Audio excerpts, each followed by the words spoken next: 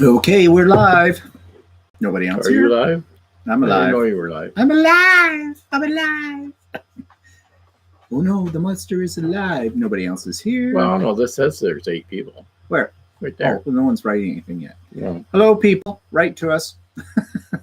We're lonely. We're very, very lonely. I feel like I'm out of the picture. Get skinnier. Why don't you go? I fit in here very well. I mean, you sit here, you fill up the whole space. Jeez, get skinnier. I'm skinny. Hi, Anita. Hi, Anita. You made it, Anita. So we'll just wait a few minutes. Oh, there's Hi, Jenny. Jeannie. Hi, Jeannie. It's not Jenny. It's Jeannie. Jeannie. I really think I'd get it right by now. Well, you don't. So, geez, what more? So, yeah. Today should be a little better sound than last week because I'm using my big microphone here. Hi, Donna. It kind of looks like R2D2. You have something to comment on everything today, don't you? Yes, Jeez. I do. Hi, Mary. Hi, Mary. Hi, Donna. Hi, Kathleen. So I hope everybody is well today. And I guess over in England, their time went ahead this weekend. Oh, yeah? Yeah, according to the Kate on the last Homely House, I was just watching it before we went on air here. She said that it went this weekend, Saturday or Sunday night. Hi, Mr. Leon. Hi, Mr. Leon. Hi, Cheryl. Hola. Cheryl's here. Hi, Cheryl. So Anita says, yes, we got home from Sam's Club and driving around looking at houses. So, Anita, having any luck on the house finding yet? See anything you like? And yes, England changed yesterday. Oh, yeah. Well, actually, I think they changed very early their time this morning. Like when we changed time, we changed it. Why they picked that time, I don't know, at 2 a.m. Well, on maybe it Sunday. was 2 a.m. British time. Well, it probably was. But I don't know. Whatever. Okay. Does it matter? Only if I'm in England. Does it matter? Really? Okay, so I guess we've got a few people here. So we're going to get started. Different things to talk about today. Let's start with, what do I always start with? And I can hear you all yelling, your mother. Yes, my mother. I don't know what she's doing. I didn't talk to her in this past week. I had my usual scheduled Tuesday morning, 11 o'clock FaceTime with her. And when the time came, one of the staff came on instead. Hi, Cindy. And said my mother was in bed. Of course, when I hear that, I go, is she sick? Oh, they said, no, she's just feeling a little tired. And so we just thought we'd let her sleep. It's 11 o'clock in the morning. What, was she been out all night gallivanting around, drinking, going to a strip palace, maybe the entertainment, sitting on the boys' laps while she's having a couple of brew? I don't know. I doubt it. So this, you may feel that this is a bit cruel, but I have my slated time for when I talk to my mother. If she's not available at that time, I don't make any special provision to talk to her later in the week. Besides, there's nothing to talk to her about anyway, so it gives me a week to build up a few things.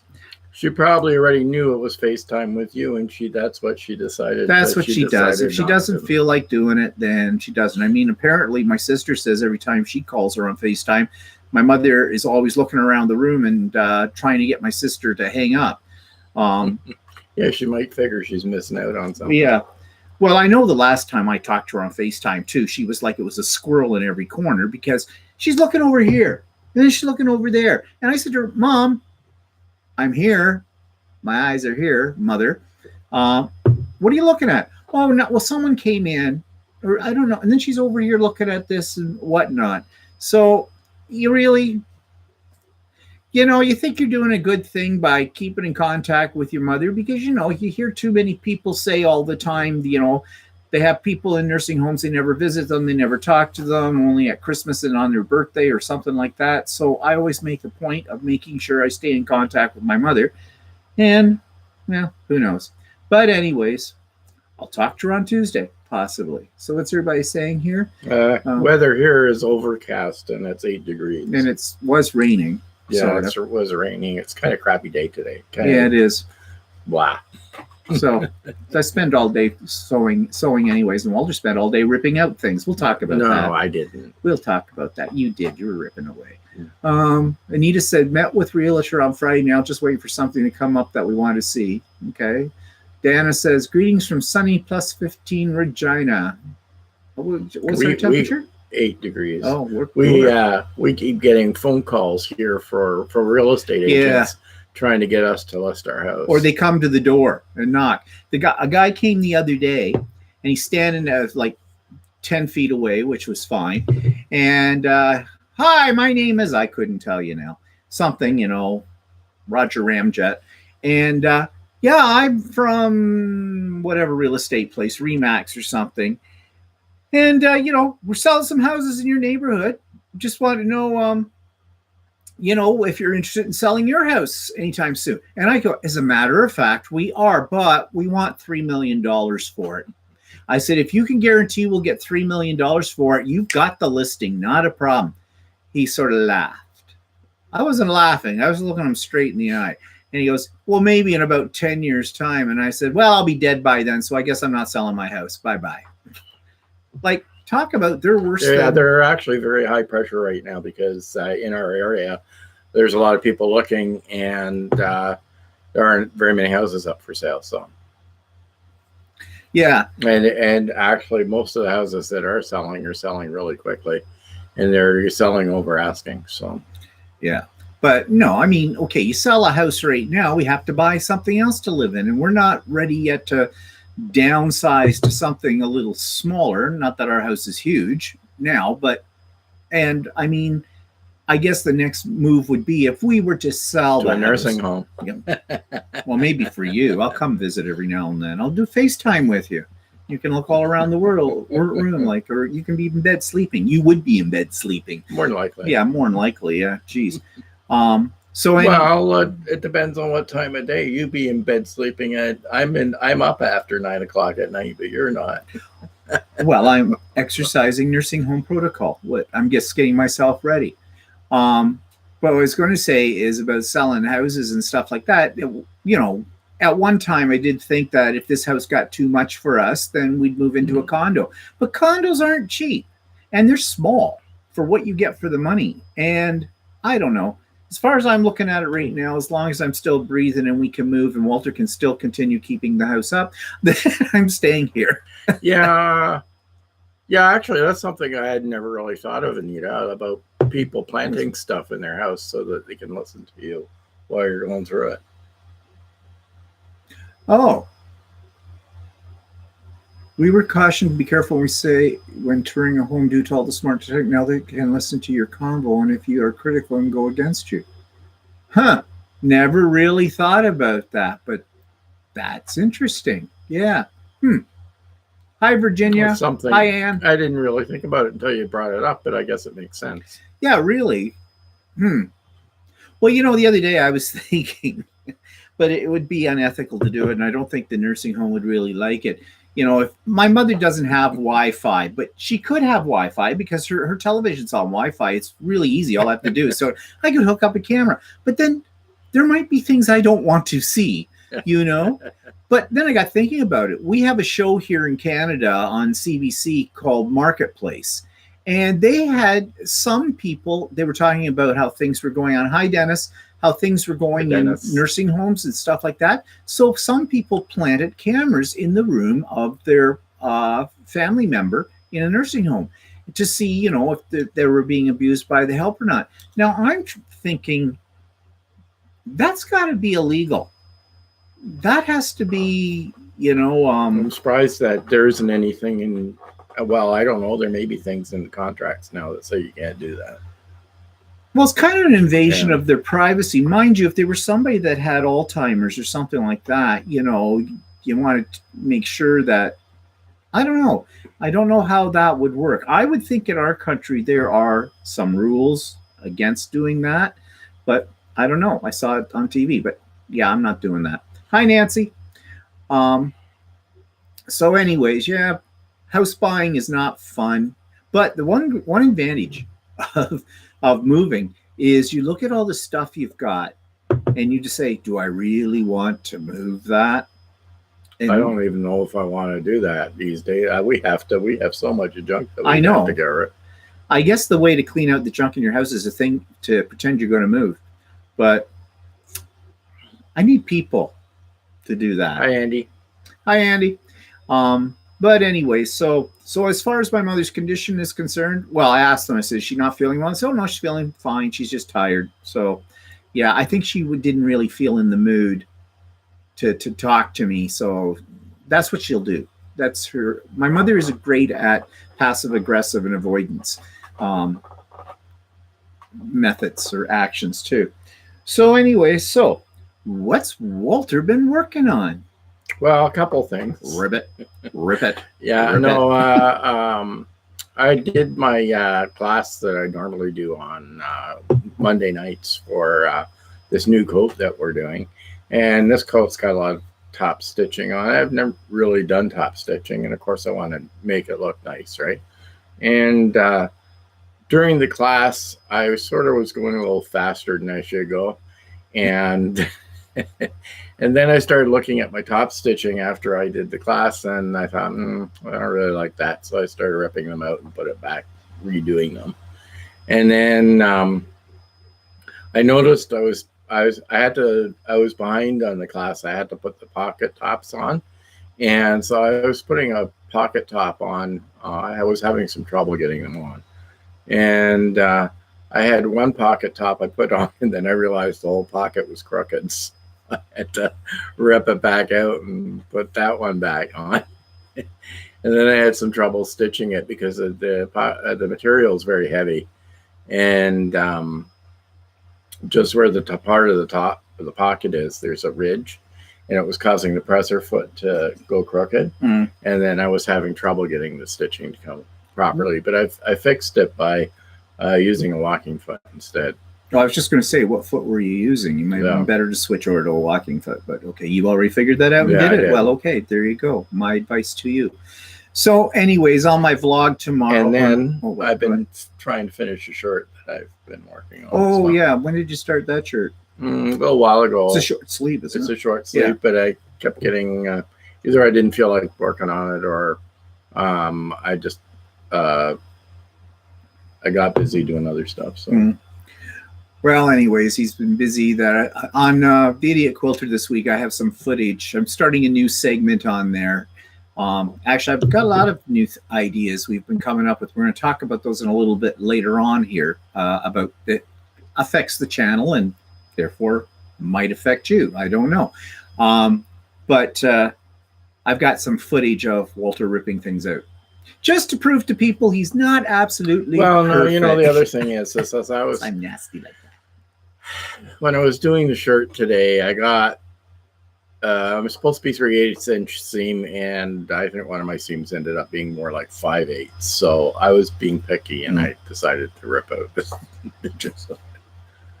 I sometimes get kind of precise as to what I want to do. So yeah, he does that all the time. He's a perfectionist, and it's got to go his way, and then it becomes a challenge. It's not so much that it might have been a little crooked or whatever. It's because he wasn't going to let this beat him. He beats it into submission, and that goes for people as well. Hi, Laura. There's one person in my sewing class that she cuts corners, and she doesn't listen. She makes mistakes all the time, and I think she just lets things go. So she ends up with these crooked seams and stuff like that at the end. And I can't let things go that easily. So, in so many ways, in so many different areas of life as well. Yeah. Nita says, I did a search on Amazon on men's clothing, sewing men's clothing, and there's basically not much. No, I know there isn't much on there. For sewing. Now, mind you, I think the woman that makes the patterns that I'd been buying, Wardrobe by Me, she started posting YouTube tutorials on how to do her patterns, and she has a few men's patterns. So, and one of them was called a tropical shirt, and I noticed that she had posted her shirts on YouTube. A tutorial on how to do the men's shirts. So there's more coming. Yeah. It's becoming a little bit more popular, I guess. More people are more interested in it than they used to be. Anita says you should write a book on your experience. Funny you should bring that up, Anita, because something we're going to talk about a little later on that we're doing, which is not writing a book, but it's something else, but it's related to what you've said. Stay tuned. I'd never be able to write a book. It's just he can't write his own name. No. That's not true. However, the guy that teaches these classes, like he's still fairly new at sewing and stuff. I think it would be good for him to do tutorials and stuff like that on. He could do them on YouTube. Yeah. He can put them up. He can put up teasers for them to advertise his classes and stuff like that. I mean, because he's actually very good at showing you how to do stuff online. So he would be ideal to do that. But me, I'm still learning, so I'm not. And he is too, but he's a little bit more advanced than I am. Hi, Marilyn. Yeah. Well, anyway, so what else you been working on? Anything besides that? Not really. I still have my polo shirt half done. I got to go back to looking at it. But. Well, you got some more fabric too the other day when we were over at Ultimate Sewing that for shirts. Oh yeah, I'll do another short sleeve shirt for that. Yeah, I'm getting a little bit faster at doing them. So good, because I need a complete summer wardrobe before May. So let's get on with it. So what have I been working on?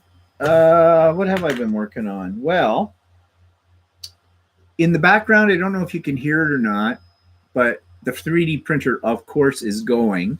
And the reason it's going is because I'm making tiny little bales of hay. Now, you're probably thinking, why am I making bales of hay? Because I finally got around to doing in the hoop freestanding applique of this truck. Now, I have had this design, this thing, for quite a long time. I don't even remember why I bought it. It's done on the embroidery machine. It's done on the embroidery machine. Quite frankly, it's not one of the better patterns I've done on those because most of them come with things that hold it together. They're called buttonettes. They're basically a little eye, and you push through a little stemmy thing with a ball on the end of it, and that holds them together. That's how most of them go together. Not this one. This one, you had to either sew it together or glue it together. I chose to glue it because this is really stiff. Getting a hand needle through this, Hi, Bootsy. And you'd have to do it with a hand needle. You can't do it on your machine because of the way it's designed. So I used my glue gun. I got a new glue gun the other day. I mean, not that I have a shortage of glue guns because I've got lots of them, but I wanted a new one because my other one basically burned out. But the pieces didn't really go together as well as I would like. It looks okay, but I'm going to put a pile of these little bales of hay in here. But here's the problem. It's a little deeper than I thought. Need bigger bales. Yeah, well, I could make bigger bales. I didn't think of that. I got another, it makes 4 at a time. I've got another 4 over there, and in 6 hours' time, I'll have 4 more bales of hay. But I've got a little false bottom thing I'm going to put in the bottom of this, and it'll raise them up. And, it's a novelty item. So I like making them. They're fun. That's more than anything. The reason being is I saw one, though, that they had the other day, and I'm waiting for them to have a little sale on it because it's $30 American, which means it's about $40-some Canadian. But it's a rocket ship, a retro rocket ship, like from the 50s, like a cartoony kind of thing. And I thought it looked kind of sharp. And Kathleen says to put some foam batting or something like that in there. Yeah, actually, I've got a couple of reject things from my printer that'll fit in there that I glued together, and I'm going to stick a bunch of yellow fabric in the back. Actually, that might be better if I stuck the yellow fabric in than those other things. That's not a bad idea. Oh, well, okay. This is why I mentioned this to you people. Hi, Bombo. Hi, Roy. Hi, Kathleen. I don't know if I said hello, but stuff on something, then pile on the hay bales. Yeah, I will. But I'm making a few more right now. What else have I been doing this week? This is going to be on my vlog tomorrow, but I printed with my 3D printer, some shelves to put my 3D printed things on. And eventually I'm going to print more of them, and I'm going to redo. You can't see it. And I don't think I can even adjust the camera. No, I can't for that. But I have a lot of artwork up on that wall now that's been there for a long time, and I'm going to clean it up a little bit more and add more of these shelves. The shelves take a while to make though, but it's all fun. I did make something that right now you can't see, but we're using, and it's working out dandy. You know how I said that we're doing this now, of course, for my craft room and putting the camera at a level so it looks like we're looking at you, not down there all the time or way up here or way over there, that kind of a thing. Well, we were using a box and putting the camera on top of that, but that blocked the screen that we're looking at. And it's a pretty big screen we're looking at, but it blocked like pretty much the center area of the screen. We couldn't see what we should be able to see. And it was annoying because we were talking to a box. Now we're talking to ourselves. But when we look at this. So I figured there was something I could print. And I was thinking of, those wreath holders that you get that hang over the door. And I've got several of them. Of course, they're packed away with my Christmas stuff. So I thought if I had something like that, I could put the cam onto it and it would only, it was to hang over our screen, but wouldn't use up as much real estate so we could see around it. Well, I found one. Not only that, it's collapsible. And it was just the right height. So that's what we're using now. And it seems to be working pretty good. So I'm happy about that. See, there are things you can do with a 3D printer. And what besides else? build toys. Yeah, besides build toys. Oh, I did do a thing. Oh, I'll have to show you this too.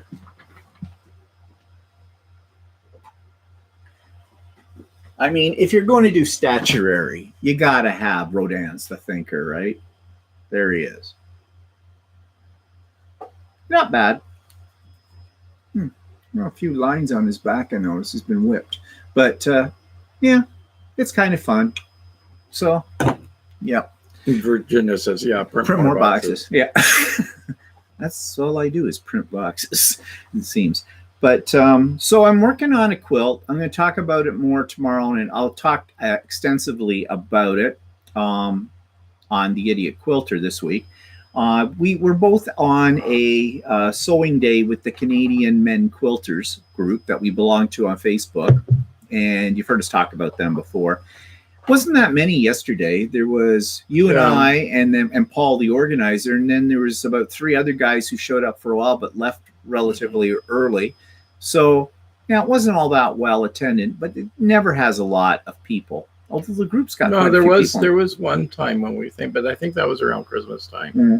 There's a whole pile of people there, but maybe because they were all by themselves, but I don't know. But anyways, I was working on this quilt that is one in my stash of patterns that I said I was going to do this year, and it's called a Carpenter's Compass, or Carpenter's Wheel. But I decided I wanted to do it a little bit different. Of course, I never follow the bloody patterns. So it came out a lot smaller than what it should be, and I'll explain that on the Idiot Quilter this week and show you what I've done to it. But actually, I'm quite liking it right now because I'm taking it and I'm putting my own spin on it. It looks nice. He has to say that. Because if he doesn't say that, he will die. Okay, simple. Yeah, I'm kind of happy with the way it's turning out. I'm always a little bit mathematically challenged when I try to design a quilt. So I was screwing around this afternoon trying to get what I wanted it to do. And I did get it to do it, but there was some ripping it out too on occasion. But I got it figured out. But anyways, so yeah, we were busy this weekend. It was kind of a sewing weekend, I guess you would say. So speaking of retreats and sew days, first of all, I don't want anybody to take offense to what I'm going to say, okay, about this. But I just want to try to understand something in terms of the next retreat in the fall when I do another one of the retreats. As you know, there's several of you on here that were at the retreat. There was gift certificates that were prizes that came from like Ultimate Sewing. Okay, you know Ultimate Sewing. I've had a few people reach back out to me and say, how about taking this? You can have. I'm not going to use the gift certificate from Ultimate Sewing. You can just give it to somebody else or use it yourself. And that's fine. That's really nice of those people to do that. So I'm not complaining about that. But I got a couple of people that live in the States who said, yeah, they checked out shipping and it wasn't really worth their while.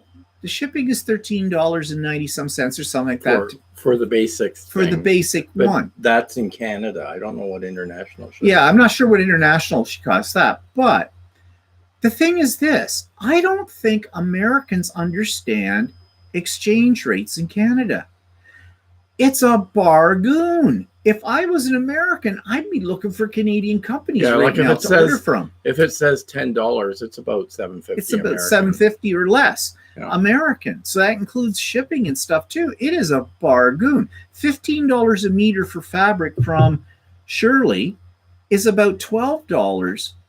And it's a meter. That's the other thing. It's a meter. It's not a yard. You're getting 39 inches. You're getting 3 extra inches on that price too. Jenny said she got her order in 6 days from Ultimate. So Jenny, how much did you pay for shipping?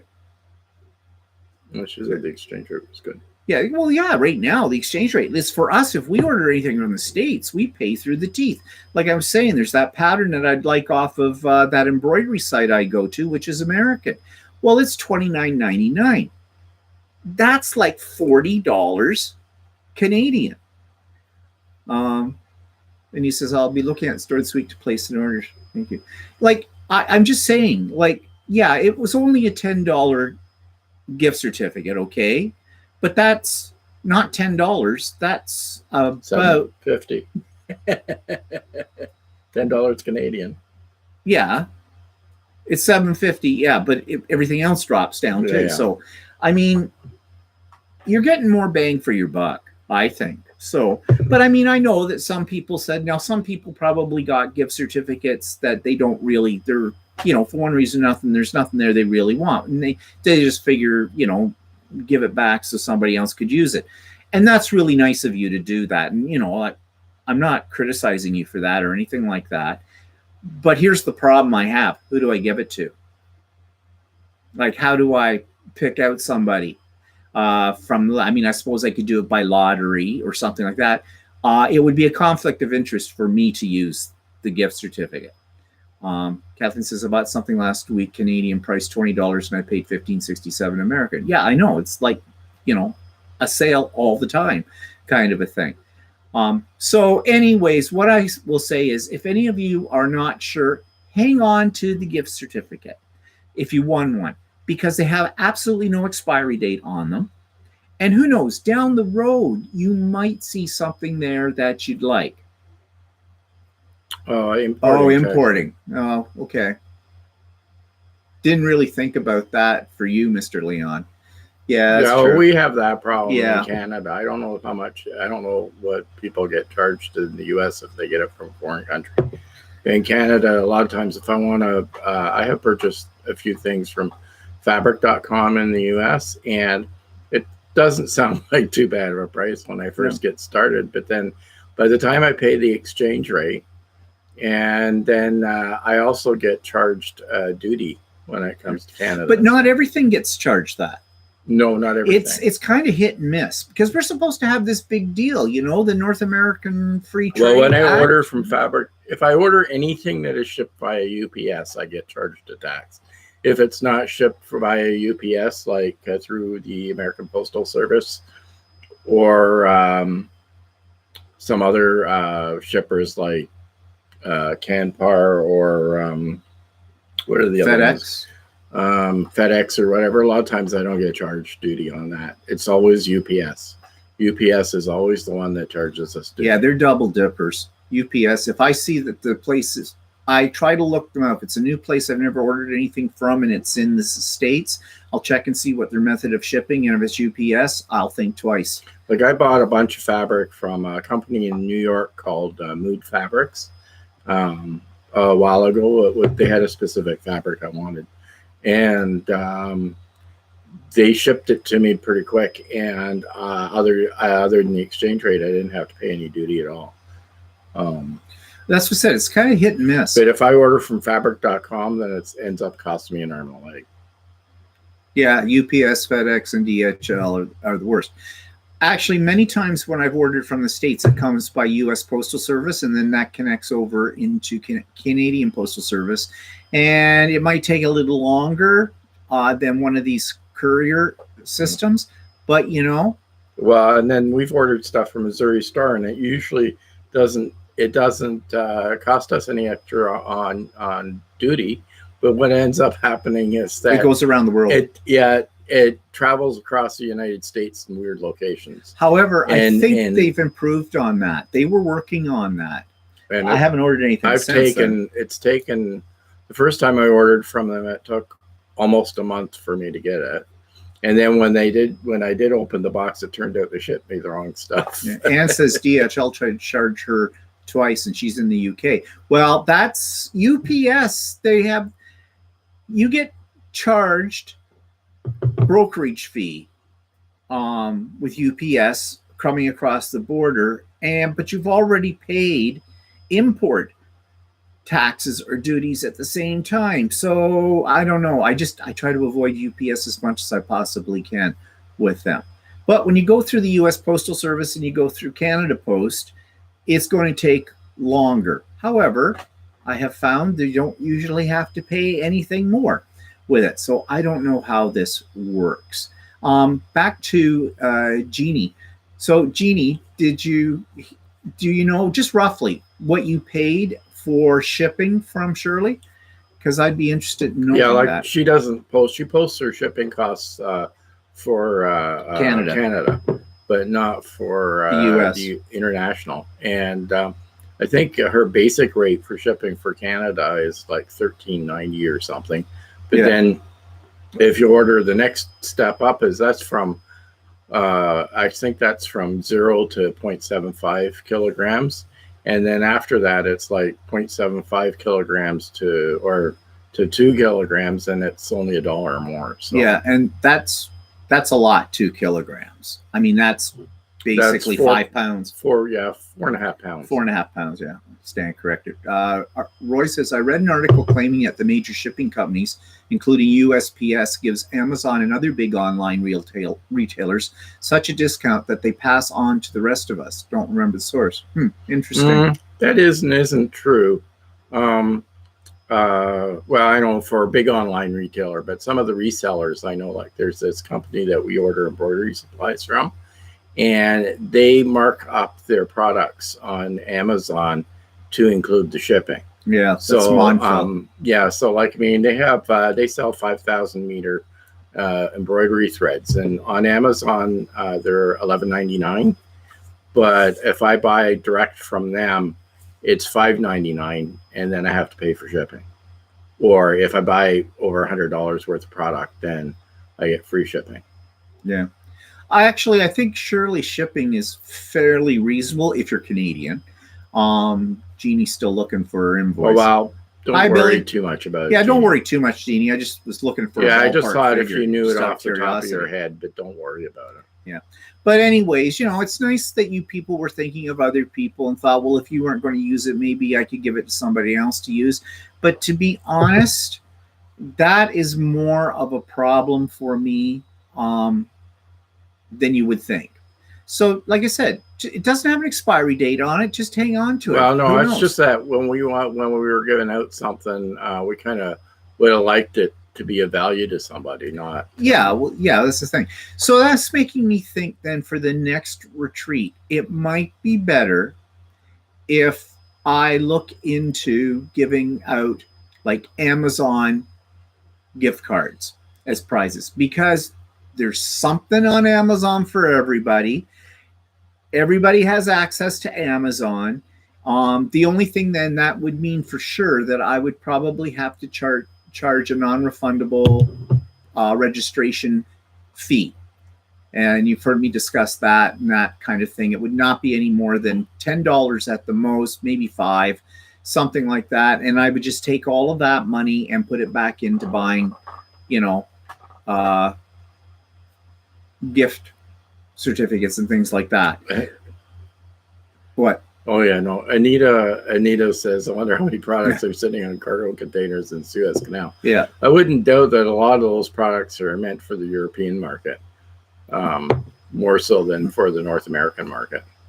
But that's just a guess on my part.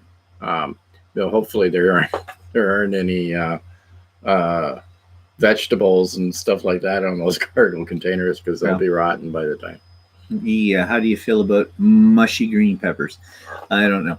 But anyway, so that's why I was saying that. And I always also would like in the next retreat, it would be really nice if I could give everybody a prize, kind of a thing. Maybe have a few extra ones for, extra draws, but at least everybody would come out with a prize. I mean, I had the virtual swag bags, but, I know the swag bags were lame. Okay, because I had to do freebies. And, there's nothing stopping from anybody, well, except for the stuff I put in the craft bag. That stuff you can't find anywhere else because it's mine. I created those things that are in that bag. It's my artwork. So, yeah. But as far as the quilter's craft or swag bag was concerned, that was free patterns I found from various sites, which anybody could go to those sites and download those patterns. So yeah, but you still have to go and buy them.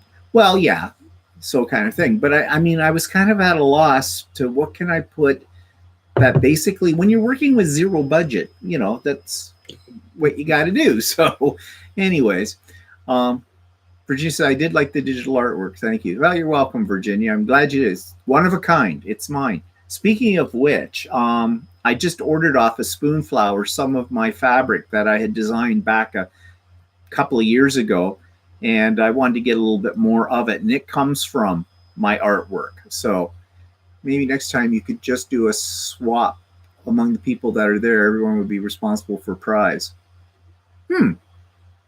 That's an interesting idea. Mm-hmm. Well, I'll write that one down. Cheryl says she loved the swag bags. I downloaded both. It takes time to research all those links. Appreciate the time invested in the artwork. Okay, well, I'm glad that you got something out of it. Yeah, thanks, Jenny. Yeah. Well, if it had been a real in-person, face-to-face kind of retreat, there would have been a swag bag. I mean, Ultimate Sewing, when they've done their retreats, they give us a loot bag you wouldn't believe. Got some and they really get, great they can stuff. Get, stuff that's they get it from companies. Yeah. That, because companies want to promote their stuff. But those bags were great at those retreats we went to. So, but anyway, so that was that. So I'm going to change the topic here because I said in my blog last week that this is becoming a discussion on sewing a lot.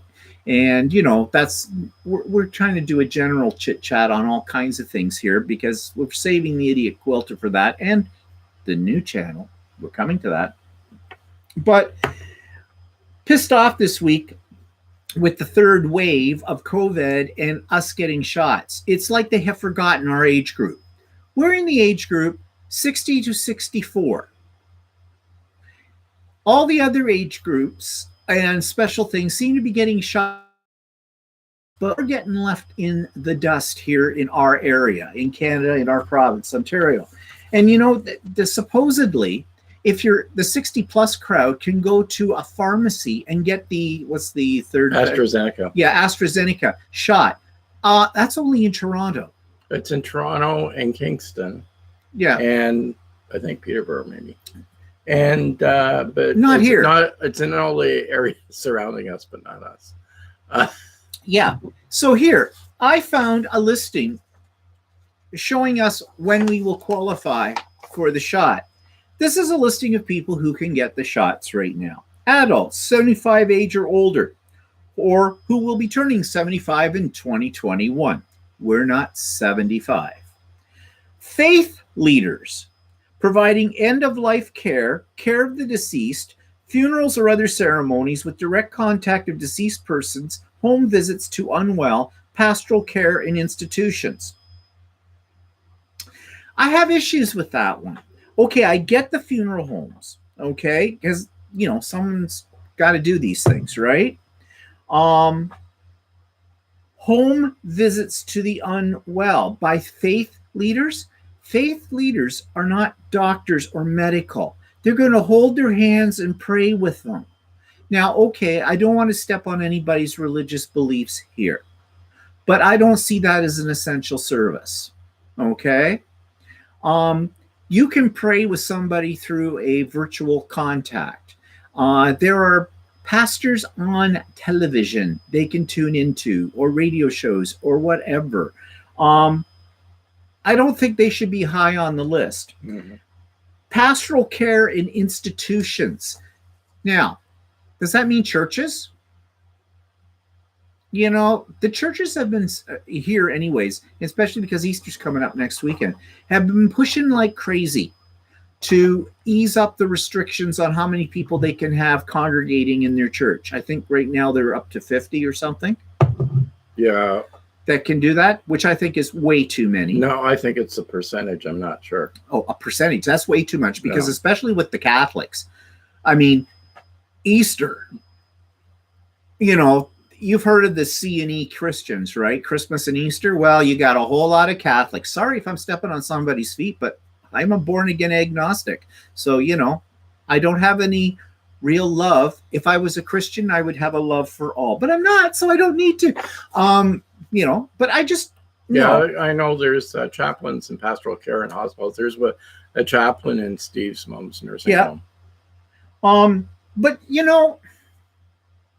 But they're working if they're working in a hospital situation or a nursing home situation, yeah, I can see that because they're in direct contact. But not in a church. Okay? A church is an institution. No, like, no. I don't see it. All Indigenous adults and adult household members.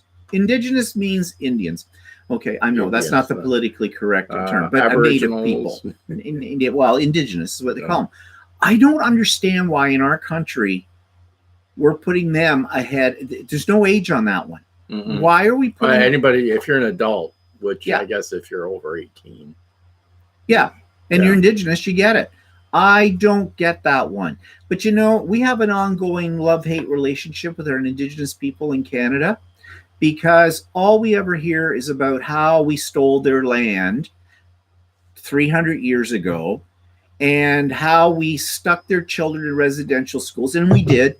Our government did. And that was a horrible thing. I grant shit for that. And how they want the government to apologize, and the government has. How they want more money from the government, and the government has. How they want all of this, and so now they're getting the shots before anybody else. Laura says that supposedly because they have less health care than we do. But why do they have less health care? We all live in Canada. We all live in our province. We have Indigenous people. Why? Why do they have any less health care? Indigenous people typically have multiple comorbidities. That's what Andy says. So, okay. Okay, maybe. But I mean, at least they should give us a reason why they get like they just get special preferential treatment. So we're not Indigenous, so we can't get the shot. Yes, I know, because the reserves have different laws. You know, okay, I don't want to sound racist or anything like that, but all I can say is this about Indigenous people in our country: give us back the beads, you can have the land.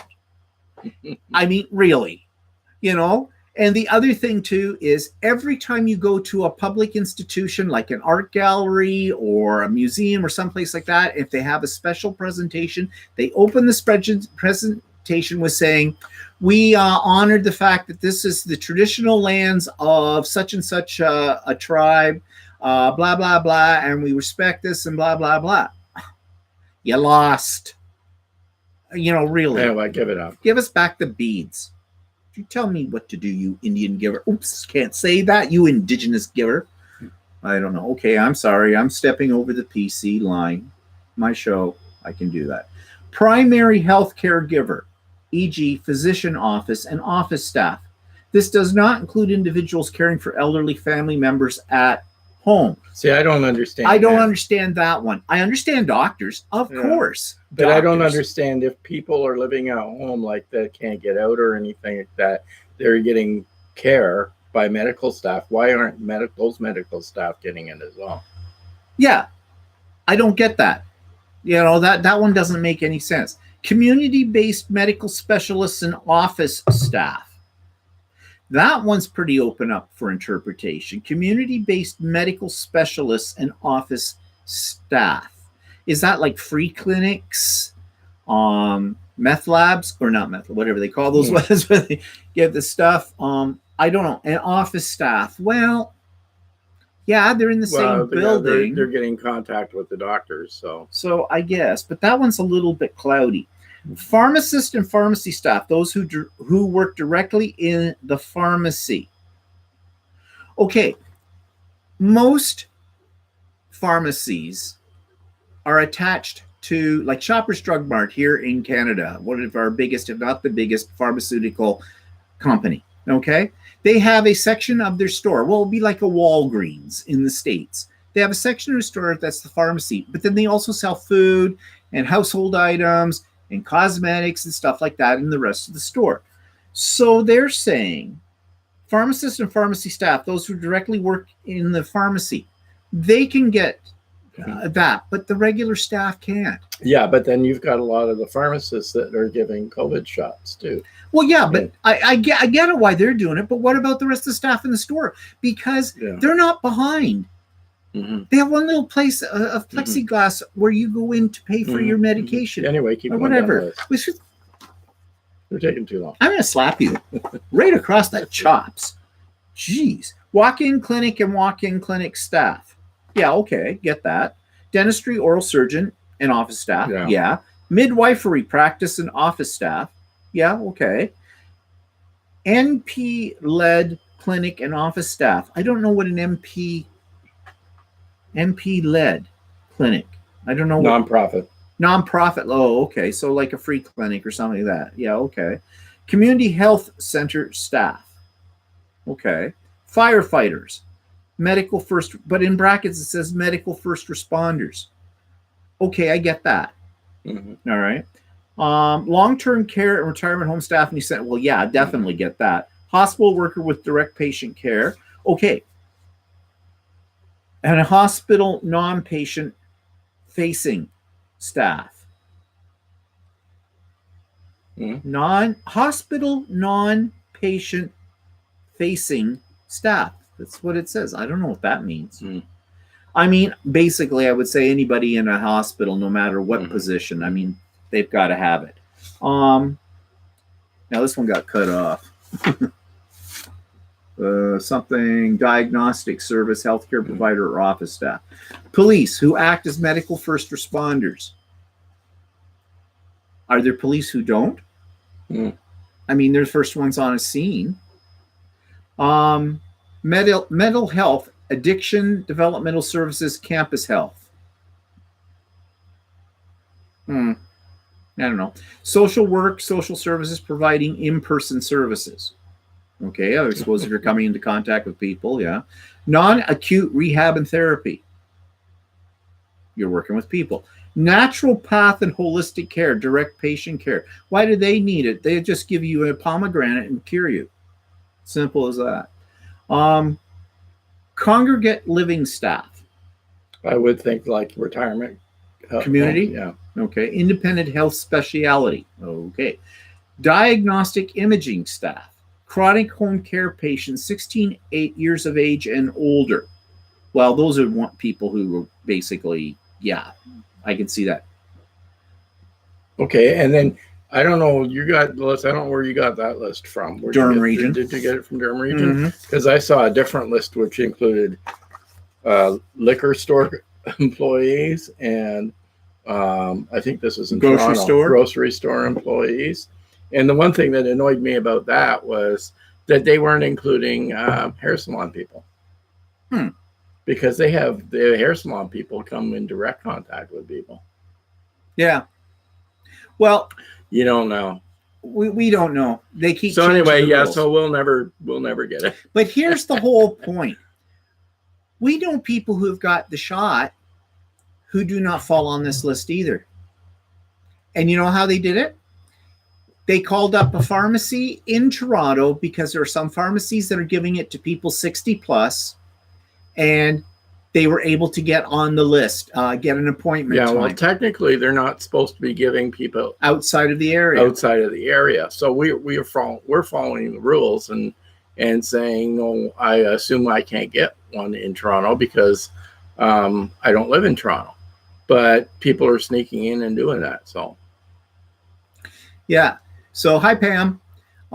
Yeah, Laura says tier 1 or tier 2 because she's in tier 2 for teachers. Yeah, teachers weren't on that.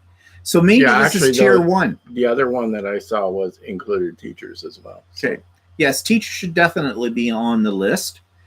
But anyways, like, okay, fine. I don't have any health problems. I don't work in the healthcare system. I'm not in a long-term care facility. You know, I'm not mentally challenged. I am not a native. I'm just an old man who's almost 64 years old. Yeah, well, you should know. I learned it from you.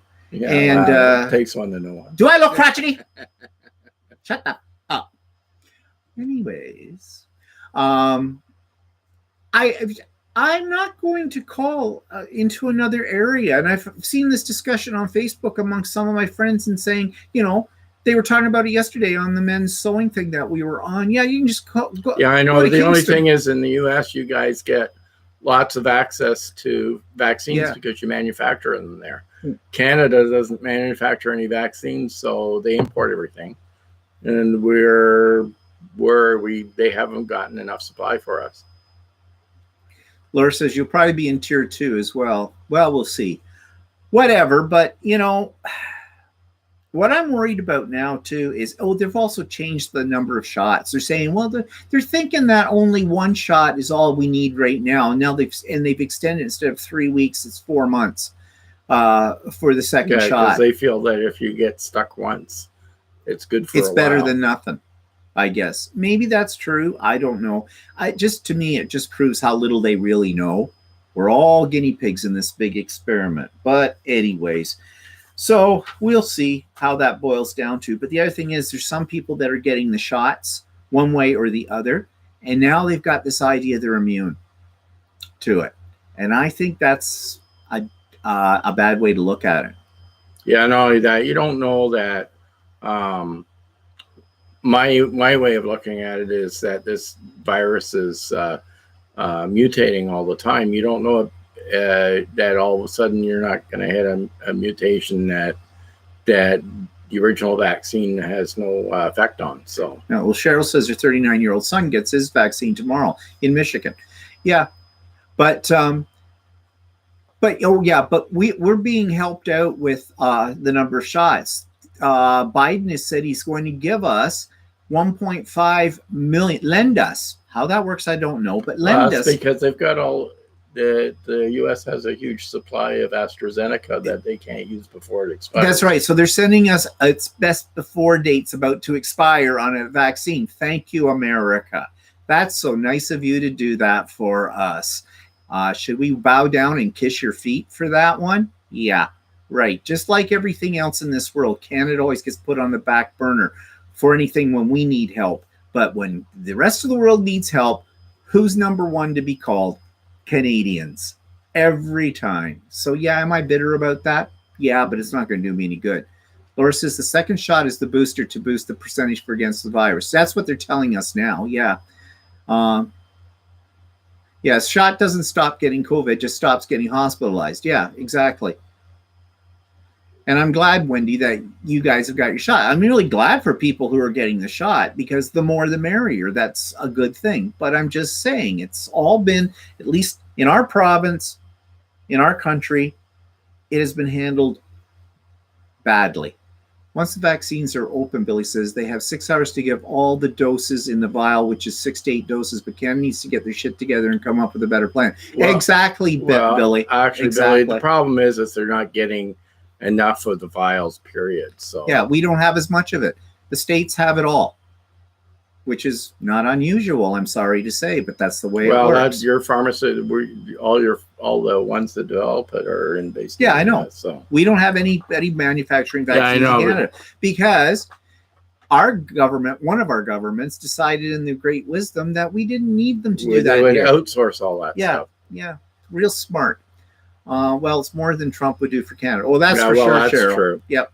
So, Andy has a question. Any nurse in the audience that gets shot, you get a weakened version of the virus. Actually, I think you get it's a piece of the virus. I'm not a medical. It's an RNA type of thing they do, and I'm not sure how it works. And but so far they don't know yet. But so far they think that it's still possible for you to catch the virus and then give it to somebody else, even though it doesn't affect you as much.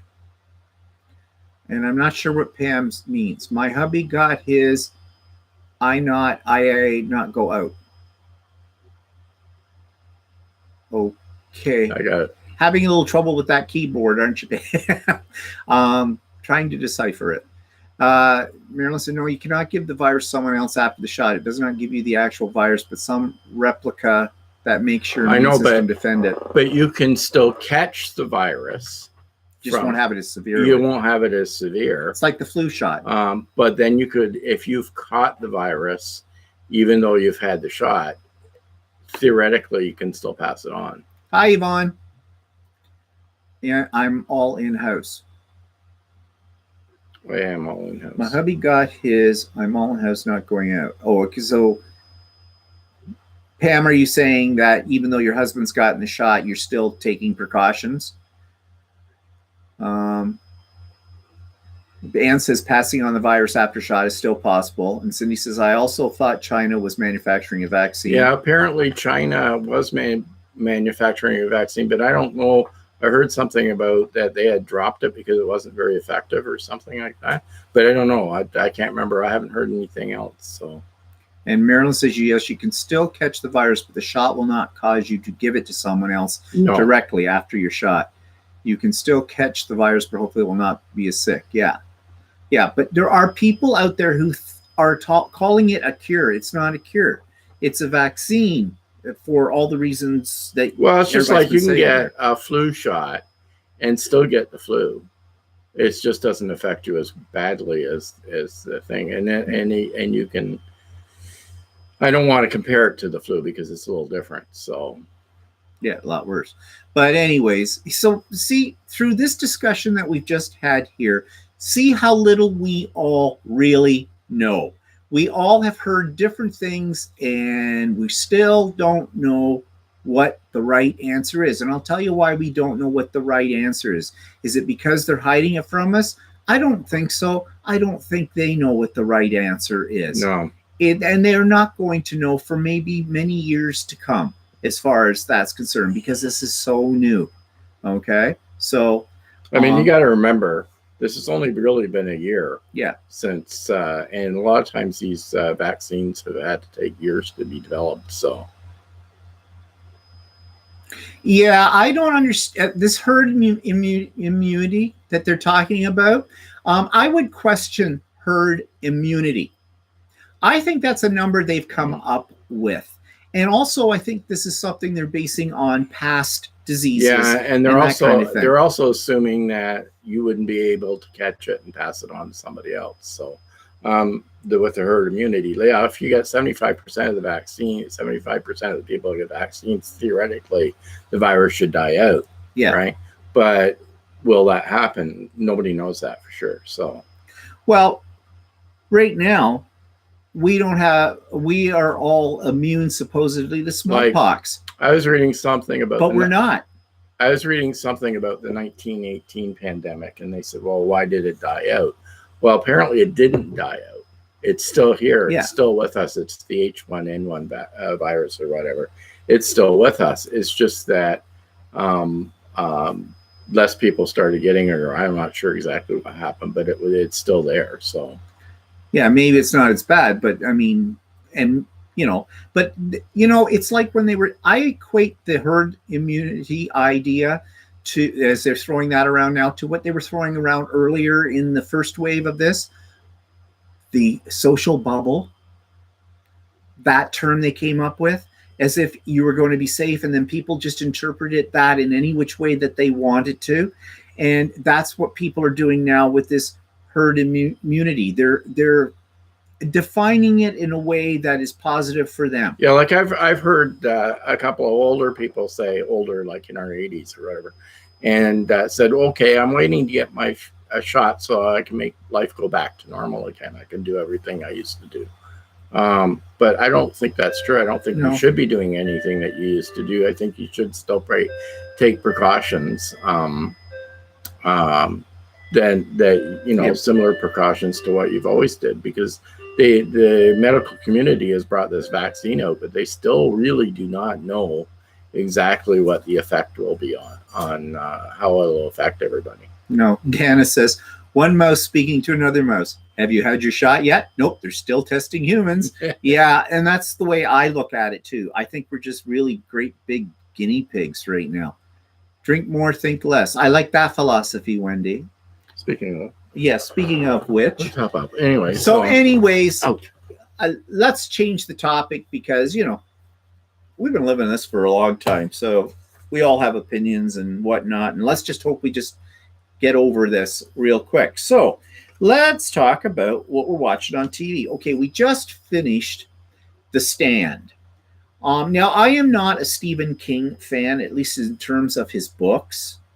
I always remember when I was teaching high school that, kids always want to do an assignment. They want to, if they had got a chance to pick their own book, they always want to do Stephen King. And I always said, you will not be allowed to do Stephen King, because to me, Stephen King is pulp fiction. Yes, he's very good at it. It has its place. It's great entertainment. I mean, I've read a few Stephen King books before in the past, but in terms of great literature, it is not. It's an amusing waste of time, that kind of thing. And it has its place. But they did make a movie out of the book, The Stand. Now, I never read The Stand. Walter did, and he said he never could get, he never read, you never read The Stand, did you? Oh, you did read it, but he said it was really long. It was like 1,200 pages, and that was intimidating to Walter. But anyways, we watched the movie, or not the movie, the series adaptation of it. And actually, I thought it wasn't too bad, although apparently it got panned. It only had about a 5.5 rating. And we're not sure if there'll be a second season or if it was just like a little mini series or something, because of the way it ended. And I'm not even sure if it ended. I think it ended. I think it sort of ended the way it ended in the book, but I can't remember. Well, Stephen King has a tendency to end his books as cliffhangers, the endings, meaning there's always the potential. Like in Carrie, for example. I mean, the end of Carrie is, okay, she's destroyed the town, she's covered in blood, and she dies in a fire, and someone goes who knew Carrie and feels sorry for her and lays flowers down her grave, and a hand comes straight up at the end in the movie, and everybody 5 rows in front of you jumps straight up on the ceiling, right? That kind of thing. But that's how Stephen King ends most of his books, is like that. They're called cliffhanger endings with it. And that's, of course, so who knows? Maybe they'll do... I think I read somewhere that, and I don't know that for a fact because I only read the one book, but I thought that the Randall Flagg character is portrayed in other books and series. No. So I don't know that much about him. Only 2 books I've ever read is Stephen King. Actually, I read 3. I read The Shining, I read Carrie, and I read The Stand. Do you remember how Carrie ended in the book? Because Laura says that's not how it ended, but I read it when I was a teenager. I don't recall how Carrie I just remember the movie more than the book. But and I read Shining, and I don't remember much about it because I read them when they first came out, and I don't really remember a whole lot. I know that I had a hard time getting through The Stand. Like I was in the days that I used to take the GO train, the commuter train to Toronto. And that's the only time I ever read a lot of books. And I remember I had a friend that really loved The Stand at the time, and I had a hard time getting through that book. Yeah. So anyways, but I didn't mind the television version of it. It was intriguing. I don't know if I'd want to watch any more of it though. No. Because and it was kind of gross in some parts of it. But anyways, that's Stephen King. The other show that I did I finish watching it yet? No, I don't. Or did I? Equinox. It's a Danish program. I think it's Danish. Yeah. Um, yeah, I haven't finished it yet, but I'm watching it now, and it's kind of supernatural kind of a thing. And actually, I quite like it. It's dubbed, because very rarely will I watch anything that's just got subtitles underneath it. Because when I watch a movie, I don't want to read. When I want to read, I read. Kind of thing, if that makes any sense. Maybe not. But anyways, that's what we've been watching lately. And I am reading a new book, speaking of pulp. It's by a guy called James Rowland. He's got all kinds of these books. I've read his books before.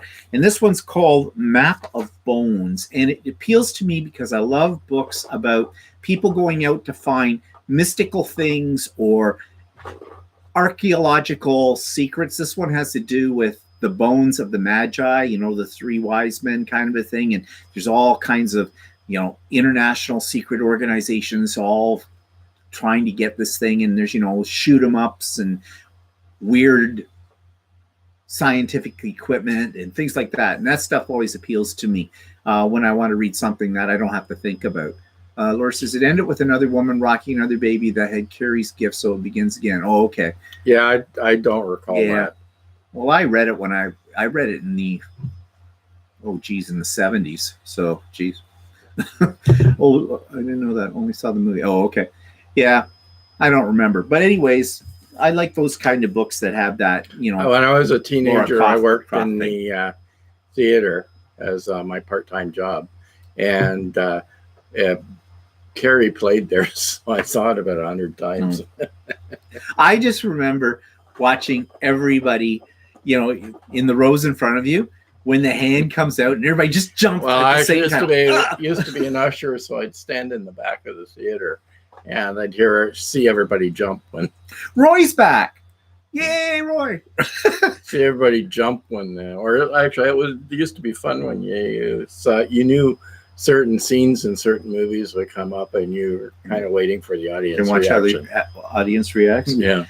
But anyway, so we're going to talk now a little bit about something we are trying new. And this was Walter's idea, which kind of astounds me because, I remember when we did the first Stephen and Walter live, he was under duress to do it. Mm. And now he just takes right over, doesn't he? Yeah, my show. We're doing something now, and some of you may have already seen it. It's called So Chatty, SEW Chatty. We decided to do a series. Oh, I got the hiccups. To talk about our experiences in the sewing world with equipment and things like that. The stuff that really we don't think you get a lot of on YouTube. You certainly don't get what we're going to be talking about in the future in these series from the manufacturers of their machines, because they don't want you to know some of these things. We're not experts, you know that, but we know what we know from what we know, what's happened, my whole 15,000 experience and all that kind of stuff. I mean, I've seen a few things where, a lot of times machines and stuff like that are presented by stores selling them. And so, of course, they want you to buy the machine, right? And some of the stuff I've seen is actually misinformation. And there's a lot of misinformation we have found when we're looking for information about things we're having problems with our sewing machines. And we also got talking about this and realized there are a lot of people who buy sewing machines and really don't understand what they have purchased. People don't understand that you do need to change your needles on a fairly regular basis. I was a real shock, because one of the ladies in my sewing group, after about 3 projects, all of a sudden it started stitching weird. And the instructor said, "So when's the last time you changed the needle?" And she goes, "Oh, I can change the needle." Things like that. And keeping the machine clean. Yeah, when's the last time you cleaned your machine? Oh, I need to clean it. And threading your machine properly, winding bobbins properly. What are all the feet that come with your machine? What do they do? How do you use them? What about threads? Can your machine handle all the threads just because it's a sewing machine? No, it can't. Um, Other stuff like that. They're all things that we learned through the hard school of Knox, of owning. And now we're up to like, well, I I just mean, gave we a don't sewing know machine. everything No, either. but that's how we're presenting it. But I mean, there was one video I was watching about threading a serger, and it was done by a store owner, and what they were doing is they told people to reset all your tension dials to 0 before you thread it. Well, I have no idea why you would do that, because you'd have to reset them all back again.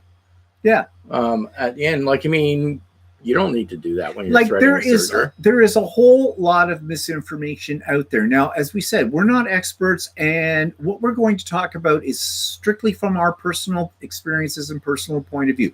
What has worked for us? So we're not going to tote the stuff that we say on this new channel. We're not going to tote as though we know everything. We're experts, but we want to open a discussion amongst other people and explore what problems other people are having. If we can help other people out from our experience, great. Also, at the same time, we're hoping we create a dialogue where people can help us as well. So it's an open discussion. It isn't going to be presented like, okay, this is what you got to do because we're telling you that's what you got to do. No, it's not going to be like that at all. Virginia says, I think using the same needle came from my parents' generation growing up in the 30s. Yeah, it could have been. Well, actually, the lady that I know, she really had no experience with sewing machines of any sort. Mm-hmm. And she just thought the needle came as part of the thing. So our first one that you may or may not have seen was basically about buying a sewing machine. And like, we have a lot of experience buying sewing machines. And actually, I started thinking about it. And actually, it can be kind of overwhelming. Yeah. Buying one, especially if you are not sure exactly why you're buying one. And you know what else is interesting is that over time when we've been our limited time in sewing, I have heard of so many stories of people buying a sewing machine and it sits in a box for years because they don't know what to do with it. Because they're afraid of it. So we're gathering information. We're gathering ideas for each one of these productions that we'll do. Not sure what day of the week they're going to come out. We haven't discussed this yet because I have to work the schedule around Walter's sleep schedule. You know, he's not good at doing things like this first thing in the morning because he's completely comatose. But more like in the afternoon or something like that. I'm thinking possibly Thursday afternoons, and it would go up later in Thursdays, you know, later in the day. Maybe. We'll see. But we're also looking for people to give us suggestions of what they want. And we've already had a few, everything from touring our sewing room, talking more specifically about the machines we use. Showing how to clean one out. Yeah, that's one of our ones coming up very soon. What needles are for, what threads are for, whatever. Talking about the feet, how you use them, stuff like that, what they're for. All that kind of stuff, but we're open to all kinds of suggestions, anything to deal with sewing machines and even extending out a little bit more into the area of sewing. Now, again, you have to remember, I quilt, he does men's garments, but we are both still, well, he's fairly new. I'm more of an intermediate quilter. We are fairly new, but I mean, I've sewed off and on over the years. Like when we first moved into our first house, how long ago was that? 1987. You can figure it out. Anyway, yeah. I made all the curtains for our windows, and he made me a dress. Well, no, actually, not then. It was in this house that I made all the curtains for the windows. In the previous house, I made some curtains. Well, you made the balloons. No, here for this house. We had balloons in the other house too. No, we didn't. I thought we had balloons. No, we had cafe curtains. Oh, did we? Oh. Right. Okay, well, anyway, so whatever. I made those too. Well, balloons are so 80s. So I didn't do a lot of sewing, but I did a little bit. And so I learned a little bit then, but really my bulk of my experience in the last little while is I've learned stuff in the last couple of years. So I mean, I'm no pro or anything like that, but I'm trying to think of, it more from a standpoint of, okay, you're kind of new, and what have I learned recently about things and stuff like that. How can we And, help you making the same mistakes that we've you know, made, or how did we solve the and mistakes? what's interesting too is I went and started taking these sewing classes about a year ago for doing men's clothing, and there were a couple of ladies that started the class, and they were garment sewers, and I thought to myself, oh my, I'm a newbie. I'll never be able to keep up, right? And I've since learned that these ladies don't really know a lot either on things, and really basic things that they don't seem to know, like the various thicknesses of threads and things like that. Well, we didn't know anything about those when we started either, so we know the feeling, like why people and like I was like in shock that people didn't seem to know things, and it still comes up, and these people are experienced sewers. Okay, I'm just looking here. Keep talking about. I was just looking here. No, okay, never mind. Yeah, so we'll see how this works out. But if anybody has suggestions, you can put them in the comments below. I mean, there may be some things you're going to ask about that are way beyond our knowledge, and we're not going to pretend, as we've already said, we're not going to pretend that we can address all those issues because we don't know everything. But yeah, like Virginia, it's interesting. My sister, my mother always taught my sisters how to sew, not me so much, but and to sew their own clothes when they were younger. And in those days, you cut all your patterns with a pair of scissors, and now everybody uses the rotary cutters now instead, which is much easier. But my sister still sews the odd thing, but she has no idea, no concept of rotary cutter or cutting mats or anything like that. So that's a new concept for her. Yeah. So Virginia says, so you're more up on current trends and practices. So many products have been developed. Well, that's the other thing too. It will be an extension of this. We might look at the tools that we use and talk about how we use them and why we have them. I mean, when I first got into quilting, I bought everything under the sun. I have probably 40 different rulers or whatever. I use 2 basically out of it all. And it's like I've got probably 6 different rotary cutters. I use 1.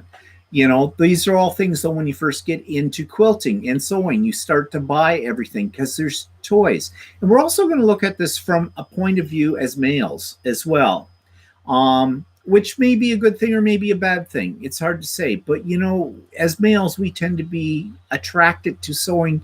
At least I am, because it's a machine and I like machines. Yeah, actually, the lady that the Ultimate Sewing, where we go to buy buy our cotton fabric from, she said men take a very different approach to sewing than women tend to take an approach. Sort of like the sewing machine for a woman is a means to get to an end type of thing to make something, whereas men seem to be attracted to the fact that it's a machine. So. Yeah, we're fascinated by how the thing works. And Billy said that she's married to a retired sewing machine technician. It's been hard on me that he can't do it anymore. That's too bad, Billy. But boy, what an asset, I would be interested. Yeah, actually, in taking a course in doing like sewing machine repairs, not to do it as a business for other people. Just, I think it would give me more insight into how it works. I mean, I've learned something. I have a really good book. And I can't remember the name of the person who wrote it, but it's been around for many, many years in different versions of it. And it was written by a man who is considered an expert on how sewing machines work. And it's been a really good book. I will consult that when I want to know how something is done. Pam says, my hubby making me a quilt loom for free. Pam. Okay. Well, lucky you, a quilt loom. So you mean for free motion? Are you doing it by hand, Pam? And he says, I might be helpful to help newbies figure out what they need to get started. That would help them to prevent buying everything under the sun. Yeah, because I did. Actually, I still do.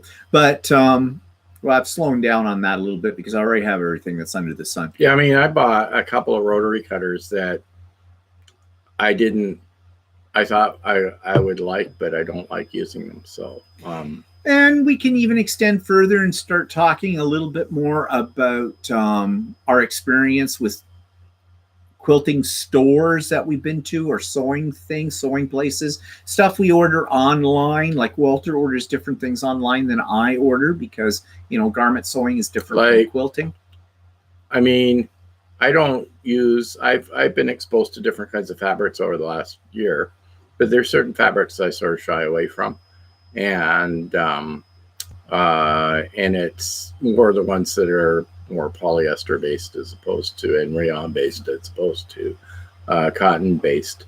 Like I know somebody that said that there was a store, a clothing store, had all this fabric on sale, and to me it all looked like crappy fabric, so I didn't order any.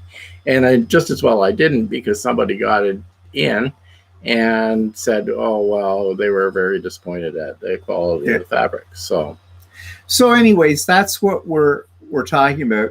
Oh, Wendy, I saw your email came through. Garment sewing all has to do with fit and correct type of material. Yeah, that you were going to send me a picture of a quilt or something that you're working on. I'm assuming that's for the Idiot Quilter, because I'm running out, people, of things to feature on the channel as far as subscribers are concerned. You know, I like to feature whatever your textile art is, whether it's a quilt, whether it's garment, whether it's table runners, you know, that kind of thing. So if you've got something, send me a picture, give me a little blurb about it, and I'll put it up on Idiot Quilter. This week I don't have any.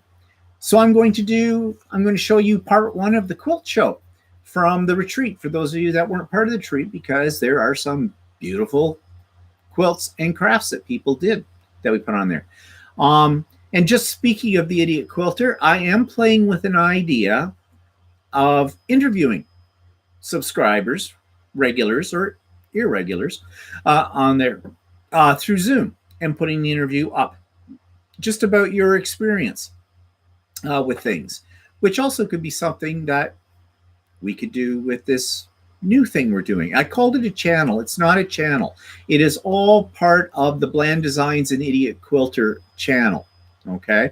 And I'll be putting those videos, past ones will, as they grow, will be in a separate playlist called, you know, So Chatty. So anyways. Wendy's saying that she still uses scissors with garment clothes. Oh. But no, actually, I thought I'd end up using scissors when I first doing garment clothes, but I use rotor cutter for all the pattern cutting. The only thing I use scissors for is if you have to put like a little notch in to see where you know, your a certain part in your to make sure there's a certain part in your sleeve or center or whatever. I always I'll use scissors for that, but I don't use for pattern cutting. I use the rotor cutter. Andy, you may be just kidding, but no, I would interview crafters as well. Okay. In fact, I would probably put the crafters on my vlog and the quilters or sewers on the Idiot Quilter, or I might just put them right on the Idiot Quilter as well. Electric scissors. Yeah, we used them when I was a kid, when my mom was sewing. But no, I use the rotary cutter for everything. It's so easy. But there's an interesting topic right there. Cutting your fabric. What's the best way? Rotary cutter, scissors, or electric scissors? Or an electronic cutting machine? There's a topic right then, an experiment. That's maybe something we could do too. We could do experiments. Ooh, I love to experiment. But anyways, you know, we could even go out and start talking about making your own fabric. You heard me say earlier that I've ordered some fabric that I have made before on Spoonflower, but we could talk about that. I mean, I want to try dyeing fabric and doing stuff like that and painting on fabric. I haven't got around to that yet. It would give me the impetus to do it. So there is a whole wealth of stuff that we could do. So I want people to think of So Chatty as basically any topic people have an interest in, and are willing to share their ideas, it's a two-way street. It's not just us talking at you. It's you giving us information as well that we can run with and explore further. So think about it. And if you haven't checked it out already, the very first episode of So Chatty is already up, and there'll be another one coming very soon, and like on a regular basis. So, anyways, what is coming up? Next week, I have my monthly art journal class, and so we'll talk about that on next Sunday because it happens just before this. Yeah, so many crossover crafts. You're right, Billy. And yeah, I don't think there's, but now next weekend is Easter weekend, but we'll be on the air because where's anybody going? Well, I suppose people who just got the shot and that probably are going out for an Easter egg hunt on the lawns of other people's places and giving it all to little kids and killing them. Well, we'll still be on. We'll be on no matter what. There's always people that so whatever. may not be doing stuff. That you always catch it on the replay too. Anyways, that's our time today, I think. So thanks everybody for joining us and whatnot. Hope the video part of this and the audio is better than what we used to be doing in our kitchen. I think it's a little better. Yeah, I think it is. Except my lighting is still like this glow on my head. Anyways, thanks everybody for joining us. Have a great week. Don't forget about my vlog tomorrow, The Idiot Quilter on Tuesday, and look forward towards the end of the week. It's the second episode of So Chatty. Have a good one. Stay safe. Stay happy. Stay in. Have a good week. Bye-bye. Everybody. I can't find the button. Okay, there it is. Bye-bye.